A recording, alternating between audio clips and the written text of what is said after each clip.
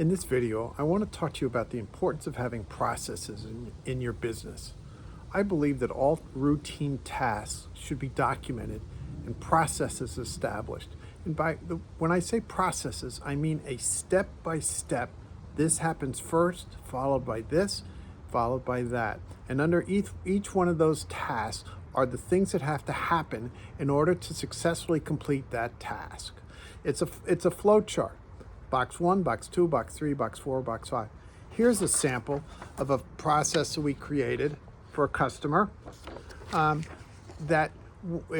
an insurance agency. And I want to take some time and talk about that specific process. My client was an independent insurance agent that had found that his renewal rates were not where he wanted them to be. People's policies would come up for renewal, and more often than not, they would move to another carrier. So he wanted to put processes in place specifically around the renewal process. And we did that. And that's what this is the flow chart that we created for it. And it involved being notified. The first step when things would kick off would be when they received a notification from the carrier that a policy was going to be subject to an increase. If that increase was greater than 12%, this policy would kick off. And it would have my client's customer service rep go into an online tool that they use to compare insurance policies, find similar policies, request quotes from the agencies, the carriers that were offering those policies, come back and compare what their rate of increases are compared to what the current carrier was providing.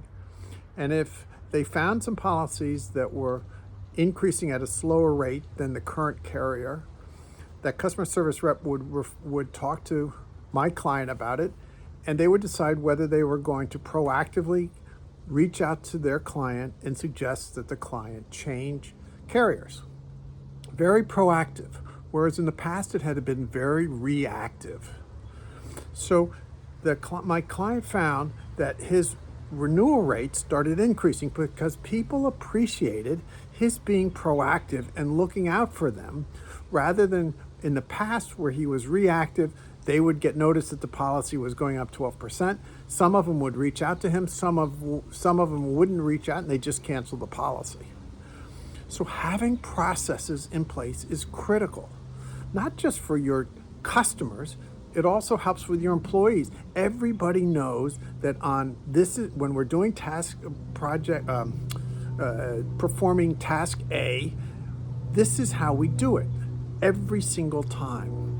So if there are problems in that process, we tweak the process and it gets upgraded and we improve the outcome. And especially when it's involving customers, the processes have to be in place to make sure that the customer experience with your company is at the highest level possible.